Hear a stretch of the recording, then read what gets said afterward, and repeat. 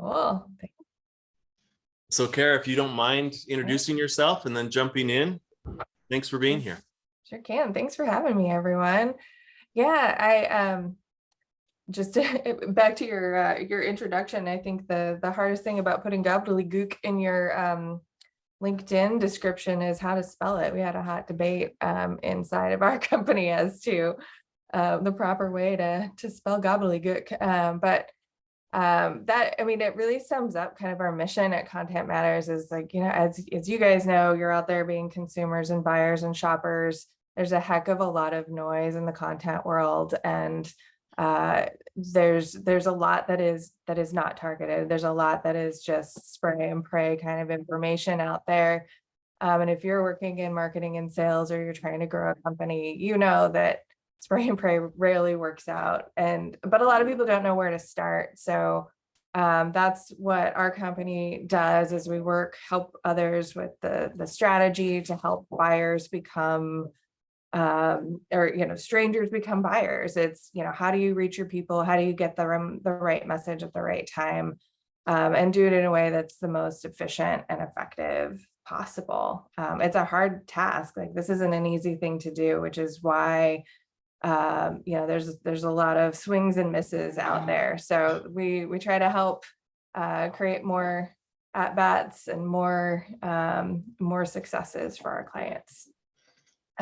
For me personally, I've worked in marketing for more years than I want to talk about, and mostly in the tech industry. I love working with companies that have complicated sales processes, especially if you're going to buy something that costs a lot of money and that makes a big difference either personally or for your company.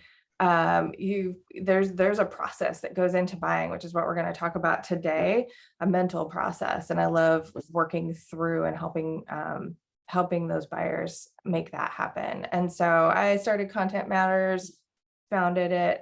We just had our 8-year anniversary. We've worked with clients like Concur and PayScale and Microsoft and other software companies in the Northwest and now across the country. It's as well as some other types of companies as well in the professional services, et cetera. So I'm gonna hit it here if we're all good to get going. So we've got a lot I could talk about this literally all day. So I'm gonna try to rein it into that like 12 to 15 minute range. So this is pretty high level, but feel free to, when we get to the questions, ask specific questions and hit me up with whatever. So what we're going to talk about right now is how to use a buyer's journey to help you get your clients and customers all the way through, from the very beginning of when they've never heard of you, all the way through to a purchase. And sometimes that's a long, long distance, depending on what you're selling. If it's something expensive, if it's something that takes a lot of consideration, or something that has a lot of risk for the buyer, they're going to go through a lot of emotions during that time period. And that's really what we want to think about. It doesn't matter if they're buying something personally for their family or buying something for their company. People tend to think B2B sales don't have as much emotion involved. Like, just hit them with data. Data is great, but there's also, buyers are emotional no matter what they're buying. And everybody kind of goes through a similar process when they're figuring out what the right purchase is and if it's going to solve the problem.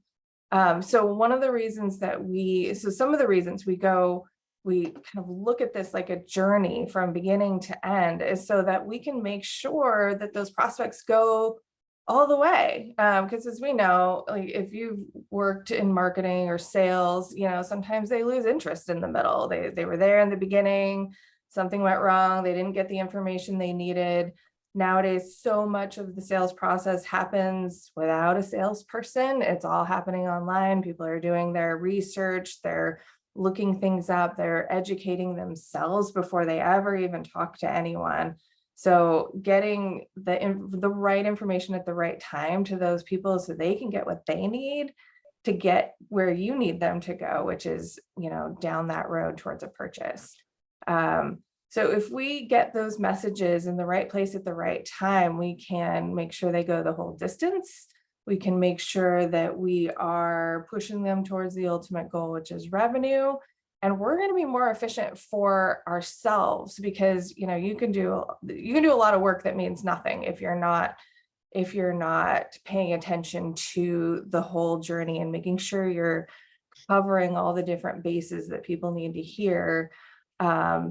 And that can all just slow everything down. It can make it harder for you to get them to the end. And if you're constantly saying to yourself, why is this so hard? Because it's hard, for one thing. Let's be clear, like, none of this is easy. However, we're trying to make it easier by making sure that those buyers have what they need when they need it. And they always feel supported through the process. So we're going to kind of break down the different stages of this journey so that you can get a good picture of, what you need to say, what the thought process is at each stage, and start to craft your own buyer's journey. Okay, so here's the nutshell of a buyer's journey, where starting with on the far left, you've got stage number 1, and I'll talk through what each of these stages look like. And then all the way to the end where you've got your purchase. If you were to flip this on its side, it might look like a funnel, right? Like the things you might have seen in the past, where it's like, you got a lot of people at the top in consideration, and then it whittles down into those that actually purchase. So this is just kind of looking at it linearly, more about the messaging that goes into each of those stages, so you can get them more people all the way through that funnel to the end. So as much as we love to look at that as a straight line, it just doesn't always happen that way. But our goal here is to sort of untangle the actual path that people are going to take. It probably will still look something like this, where it's like, yeah, they started in this place and they wanted this thing, and then they went over there and they did some research, and then they came back and they thought they were ready, but then they didn't have the budget. So now they're back to the beginning and they got a new criteria they have to consider. All of that is totally normal. But our job as marketers, salespeople, and business owners is to make sure that we have every base covered. So even if they go backwards in time on that timeline, they still are getting what they need to continuously push them forward towards the end. I mean, that there is a decision at the end here, and our goal is really to just untangle this as much as we can so that we can push them through in the most expedient way possible, even though technically not possible. They're going to do what they do, but we do the best we can to help them along in the right way. So when we're thinking about the very beginning of this journey, there are some things to consider in your messaging. So I like to use the example of a happy homeowner who lives in a neighborhood that she considers to be safe. She's super happy. She's got a beautiful house. She's standing outside. It's sunny. This person does not think they have a problem. And so if you are the seller of a home security system, this person here does not think I have any issues in my neighborhood, that my house is great. My neighborhood is great. I'm super happy. So if you are marketing to somebody that you think is in this sort of mindset, they don't know that they have a problem, or that they could have a problem, and you want to kind of help them get aware of it. Your very first task then is to help them understand that there could be a problem. She might be feeling great about her neighborhood, but maybe her neighborhood isn't all that great. Maybe there are problems that she doesn't know about. I mean, you can apply this to pretty much anything that you're selling, big or small. Sometimes you have to help the prospect see that there might be a problem. And then when you've kind of reached them with that problem, or maybe they know they have a problem, they just haven't quite paid enough attention to it, then you need to help them sort of size that problem. And of course, as a marketer and a seller, you want to help them understand that, yes, there is something here that is causing a problem in your life and help them understand how big that problem might be, how terrible that problem might be, how, um, what the consequences of that problem might be, which then drives them to potentially act on that problem. So this covers kind of that beginning part. And depending on what you're selling, you may not even have prospects that are in this stage. There are certain products that everybody knows that they need. If you sell, Microsoft Word, for example, most people know, yes, I need some sort of word processing program. You don't need to eliminate the problem for them. They get it. Everybody knows you need that. So there are some, depending on what you're selling, you don't have to pay a lot of attention at this particular stage because everybody knows it already. This is particularly important if you're selling something brand new to the market, because there could be, there's all kinds of nuances that might happen at this stage. For example, a problem that everybody knows that they have, but never thought there was a solution. This happens a lot in new tech. There's sort of this problem that's been, affecting people for a while, and there's just sort of this accepted norm that, hey, there's no solution to that problem. It's just a thing we have to accept. And if lucky you have a product that actually solves that like outstanding product or that outstanding problem that people have just accepted as reality, then your job is to help them kind of overcome that mindset that, oh yeah, but wait, there actually is something. So this is always very nuanced. And this is your job at the very beginning here, is to understand deeply where your prospects are mentally. Are they here? Do you need to help them understand their problem? Do you need to help them size their problem? Do you need to help them, accept that that problem even has a solution? So there's a lot of things you want to think about here at this sort of top of the funnel stage. And then how you're reaching people at this beginning stage. If they don't think that they have a problem, they are not searching for a solution. So all the money that you spend on SEO or even Google ads or things like that, that's not going to do it, because they're not searching for a problem, for a solution to your problem. So to get to the people that don't think they have a problem, you have to reach them kind of where they are.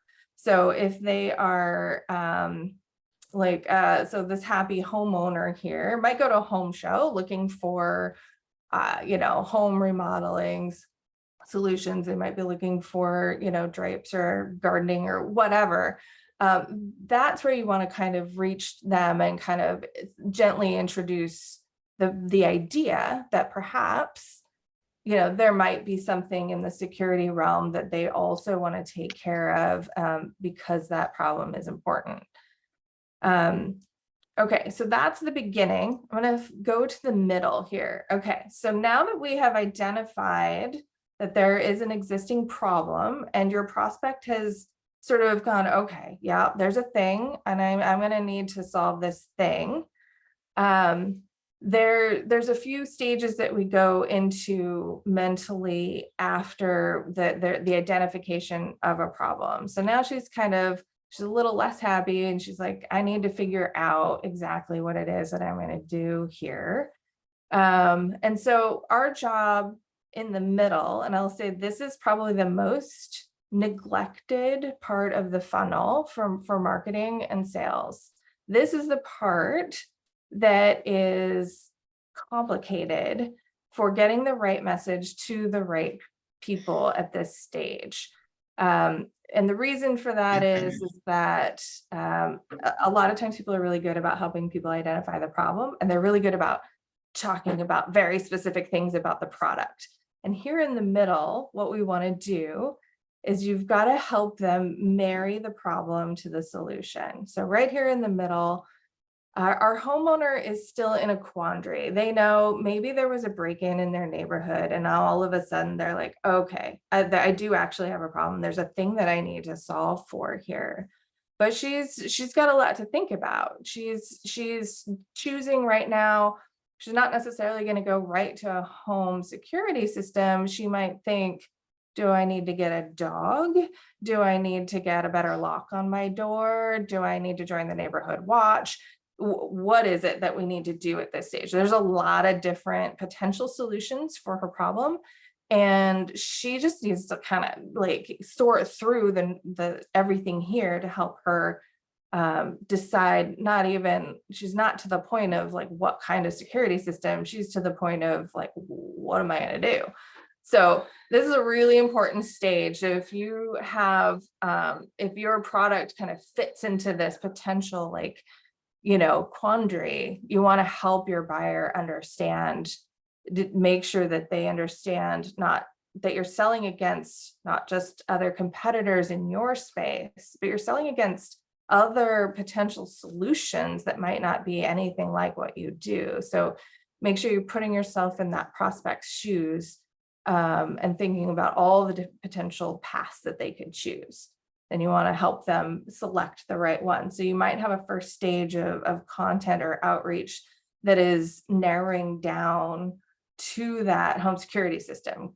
Get them to that. That is your best answer to this problem. There's a lot of different ways you can reach them there. And then, once you've kind of got them to the, okay, yes, home security options, now you want to help them choose why yours versus the many other options. And depending on your market and what that looks like, you might have very different solutions on that path. There might be a very inexpensive one to a very expensive one. Your job is to help them understand how the pain point that they bought into can be resolved by your specific solution. So this is where we marry the pain point to the solution, right here in the middle. And typically, like, okay, if you're in an organization where you've got a sales team, this is right around where the sales team comes in to help them do that. Most everything that happened before now is without talking to a person. This is research. So this is stuff that you need to have on your website and your campaigns and your outreaches. But it's not until they get a short list of vendors that they actually want to talk to that they even want to talk to a salesperson. They want to do all of this stuff. They want to get their options. They want to get their head right. They want to understand exactly what it is before they talk to a human in most situations. So this is where you need to have your marketing ducks in a row to make sure that you get them the information that they need so they can get you on that short list, because that's the goal of the middle. Now, when we get to the end of the journey, this is where you are down. So now we've got sales involved. And as much as, this can be the happy stage for the sales teams, like we're getting it over the finish line. Now we are right there, about ready to turn this prospect into a buyer. This is where their risk-o-meter goes way high. So there's a few things that happen here that are really important at the final stage. They have, whether it's a personal choice, like our homeowner here, they've got maybe two choices that they're down to. And, they're about to fork over a bunch of money. And like, this is where the risk goes up. Like, now I had to actually make a decision and write a check. This happens in B2B as well. Sometimes it's even more stressful in the B2B environment because depending on the size of this purchase, like your job could be on the line for this purchase. And so as the seller, you got to understand how stressful this moment is. And this is where you get, those last minute freakouts from your buyers where, they all of a sudden want to see, 12 case studies and talk to 20 references. And because their boss is going to be really mad if this doesn't work out and their job essentially is on the line. The homeowner here is going to be talking it over with her family and, getting buy-in. So there's all kinds of things that happen here. And so your job as a seller is to provide everything you can to ease that risk factor. Give them, what does implementation look like? What does show them some results, similar customers to them, like how is that going to work for them so that they can feel as comfortable as possible And this is usually a marriage between marketing and sales, because marketing provides the material to help, get that customer over the line, and the salesperson is doing everything possible to make them feel comfortable and give them everything they need to make that final purchase. Just remember, emotions super high at this stage. They are, they're scared. They're not sure if they're making the right decision.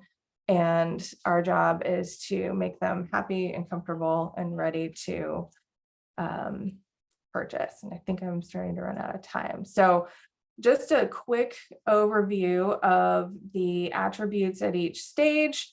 You guys will have copies of this deck, so you can kind of look at this in more detail, but that's the breakdown of kind of what's emotionally happening at each of these stages. And it bears noting that once you have a customer, there's also a whole new buyer's journey that starts if you have an upsell cross-sell opportunity. So, you might be potentially starting over with a customer. They have more trust, but, and then there's also different tactics that you can use at each of these stages to kind of, whether it's content or sales tactics that go into kind of getting all of this actually executed in your marketplace. So I'm going to stop there and I'm going to take some questions because I don't want to run out of time. Cara, thanks so much. That was awesome. Yeah, so you can either throw your questions in the chat or just unmute yourself, and let's start the discussion and throwing some questions to Cara. What questions do you all have? Looks like in the chat there may be a first question here, Cara. How can you keep potential customers engaged or excited when you contact them well before when they make their purchase decision? So like with seasonal sales. Okay.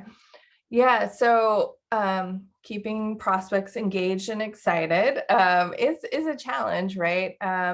So depending on what it is that you're selling, if they're kind of in that education stage, like before, if they're not talking to sales, I think it's a matter of making sure that they continuously receive things that are helpful to them. So I'm thinking seasonally of something that might be sold seasonally, like we did some work for a gardening tools company, which is a little outside of our normal realm.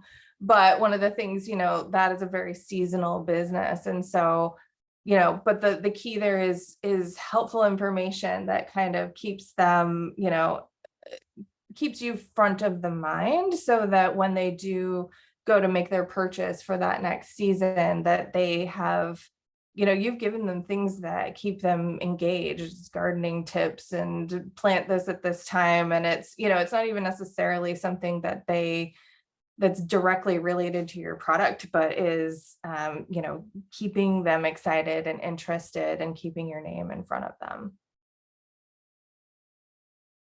That's awesome. Great suggestions. A few more questions there in the chat, Cara. I can either let you read them or I'll just read them out for people who don't have the chat open. So from Chad, do you start from the front to back on that buyer's journey, kind of that continuum that you showed, or do you start with the end in mind and move backwards? Yeah, I mean, I think however you need to think about it. Obviously the end in mind, we want to make that sale at the end. That's where the actual money comes in. But I think the important part is that we don't miss any sections of that buyer's funnel. We come into a lot of companies and evaluate their funnel, their content repository. And a lot of times what we find is like, they're really good at one area of it. They either have, a really robust sales team. So like they've just gone, straight to SDRs making phone calls all day, and they're just sell, which is kind of starting at the like end of the journey. And they haven't warmed people up with any sort of marketing. Or we've seen companies that are really good at that beginning. And so they've got all this like fun blog content where they, lots of, interesting things to read, but they never connect it to the product. So they don't move people forward through the funnel. And so it's just important to kind of have information out there at every single stage, because even if you don't really need that beginning stage, like some companies don't, you still need to have a little bit of info out there to just keep people engaged, to make sure that they have what they need when they come looking, because you kind of don't know where they are at the beginning when you first meet people. And so having them be able to select the type of info that they need to satisfy what they're looking for is really important, so that you can get them forward. That's super helpful, I think, in terms of the process there. Just the follow-up question that Chad had was more of that top of the funnel, I think, Chad. And if I don't get this right, just unmute yourself and clarify. But do you have any tips, or how do you usually test or validate the messaging there? And probably starting at the top of funnel and moving down, but do you have any suggestions on testing or validating messaging? Yeah, I think the answer there is yes, do testing. Like like all of us in marketing say, yeah, testing is great. Nobody ever does it. And so especially at the top of the funnel, I feel like that's where you have the most play to, like, I mean, and every market, every marketing situation is unique. And so it means you always have, there is no magic solution that I could come in and be like, oh yeah, this works for everybody. There isn't one. And so testing is absolutely essential for validating. So anytime that you can, the reason why people don't do it is because it takes time. But as much as you can, whether you're sending emails, test those subject lines, test those calls to action. If you're doing ad campaigns out there, if you're spending money on Google ads, you better be testing, because all of that is it's essential for making sure you learn so much. For one thing, it's like, what does your market need to hear to take action? And also, you're going to save money if you test and you get the right message. You're going to stop spending money on things that don't work. So always be testing, always be figuring things out as you go. Like, don't ever assume that your assumptions. You always get a lot of people who are like, well, I know this market. I know these people really, really well. And I know exactly what they need to hear. Even if you think you do, test it anyways. It's always incredibly surprising. Chad, I saw you unmute yourself. Did you have a follow-up? I just wanted to be prepared to say thank you. That was a great answer. Thanks, Cara. Okay, you're welcome. I see Angie also said test one element at a time so you know what works best. I think that's great. Yes, that's a great tip. To Agree. follow up on that testing, I think Mike Rich, you had the question of what are some tools that you recommend for managing the channel? If you've got some tools or thoughts across the board, like managing the channel, or how do you test? What are some tools that you use to do that work? Ooh, that's a big question. There are a gazillion marketing tools out there, as you guys probably know. We're big fans of HubSpot here at our agency. We're HubSpot partners. We work with a lot of our clients in HubSpot. One of the things I love about it is that it is very comprehensive tool. It marries the CRM to the marketing automation tool to even like the service after post sale. So if you want something that is very integrated and natively integrated, not through like a lot of different products cobbled together, I mean, HubSpot kind of does it all. It's not perfect in every arena, nothing is, but that it really is like our central tool for testing, managing channels and funnels effectively. Pretty close to perfect though. Yeah. I mean, I'm a fan. That's awesome. So Cara, I'll take the last question, and it's probably a question that you've always all heard and like are maybe sick of, but in terms of tools, how are you using AI or ChatGPT in the testing or as a tool when you're working with your customers or clients right now? Yeah, AI is like, what's the new thing, right? I think it has its place. And it, just so you know, like the pretty pictures of our happy homeowner throughout this presentation were actually created with Midjourney, an AI image generator tool, which is super fun. But ChatGPT, I think like for us, I mean, we're a little bit snobby about our writing, and so we don't use it for the writing. But I think for the average marketer out there, I mean, there's some really great uses for ChatGPT. If you need to write an abstract for a webinar, if you need to write directions out for a web page, it just knocks that stuff out. I think it's only as good as what you put into it. Could it create something really good marketing wise? Kind of, but it depends. Like, you have to work it pretty hard to be able to put the kind of strategy that we're talking about into it, so that it gives you back the type of content that is really gonna move the needle for you. And even then, you're gonna have to edit it, because it's not like a super great writer. It's me. So I think that, like, I definitely play with it and see how it can help you, because I think there's some really cool uses of it. I think we'll see it grow and expand.